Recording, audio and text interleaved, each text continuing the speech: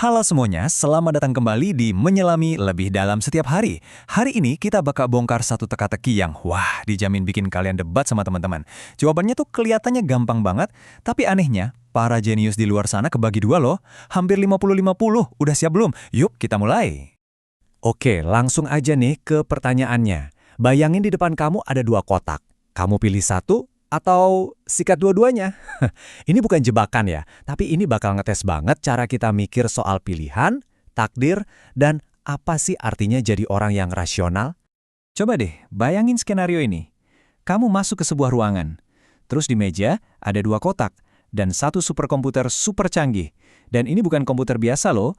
Katanya, komputer ini bisa nebak pilihan kamu dengan akurasi yang nyaris sempurna. Serem juga ya. Jadi gini, di atas meja kotak pertama itu kebuka. Dan di dalamnya ada $1.000. Udah pasti dapat. Lumayan. Tapi kotak kedua, nah ini dia yang misterius. Isinya bisa jadi $1 juta atau zonk kosong melompong.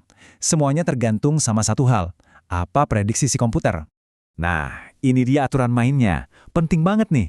Sebelum kamu masuk ruangan, komputer itu udah nebak pilihan kamu.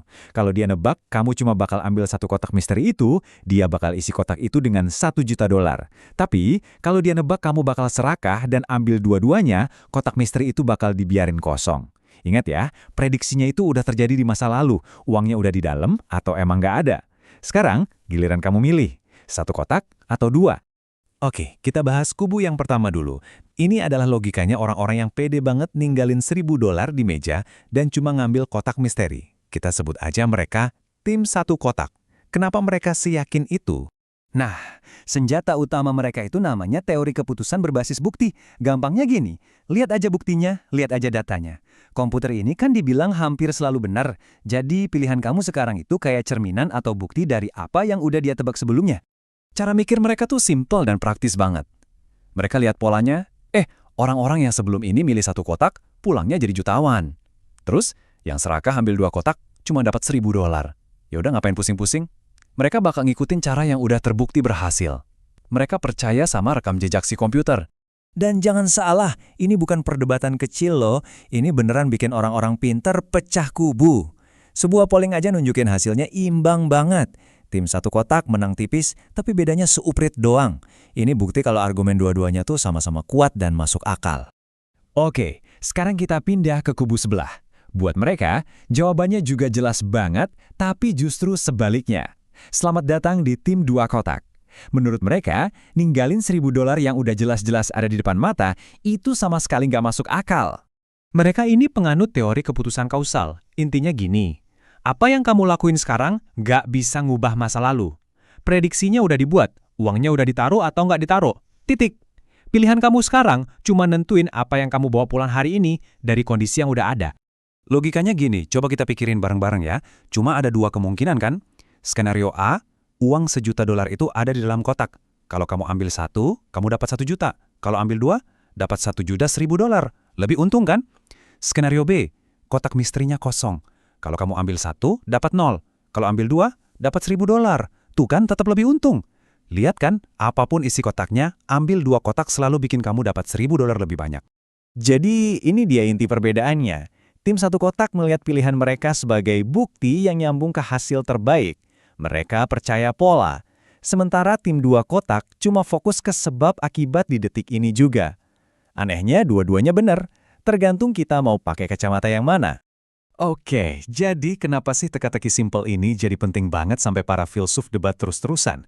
Soalnya, ini bukan cuma soal duit mainan, ini soal inti dari apa artinya jadi orang yang rasional. Nah ini dia argumen pamungkas buat nyerang tim dua kotak. Mereka boleh punya argumen yang paling logis, paling rasional, tapi ujung-ujungnya tim satu kotak yang pulang bawa jutaan dolar. Jadi pertanyaannya, buat apa jadi rasional kalau malah bikin kamu lebih miskin? Skakmat. Paradoks ini tuh maksa kita mikir lebih dalam. Apa kita beneran punya kehendak bebas kalau semua pilihan kita bisa ditebak? Apa sih definisi rasional yang benar? Dan gimana logika ini bisa dipakai di keputusan-keputusan besar di dunia nyata? Kayak strategi perang misalnya? Coba deh kita lihat contoh nyata dari logika ini. Waktu Perang Dingin, Amerika dan Uni Soviet kan balapan senjata nuklir tuh. Dua-duanya punya kekuatan buat ngancurin satu sama lain berkali-kali lipat.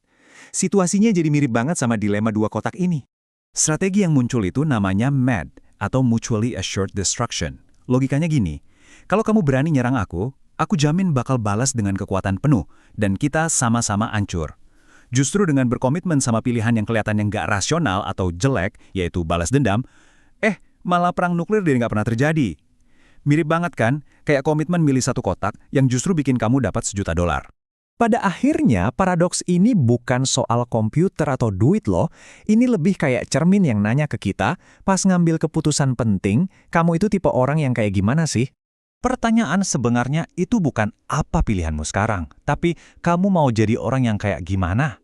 Apa kamu tipe orang yang bisa dipercaya sama komputer buat milih satu kotak, atau tipe orang yang selalu ngambil untung sesaat? Ini soal komitmen sama prinsip hidup kita. Yang menarik, bahkan pendukung tim 2 kotak yang paling ngeyel pun bakal milih satu kotak di situasi tertentu loh.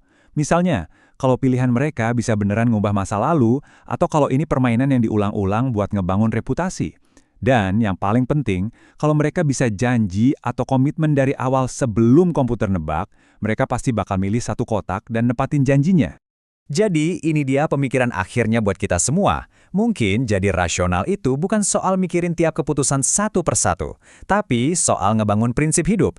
Jadi tipe orang yang secara otomatis ngambil pilihan terbaik buat jangka panjang. Jadi kalau hidup itu permainan, aturan main apa yang kamu pakai?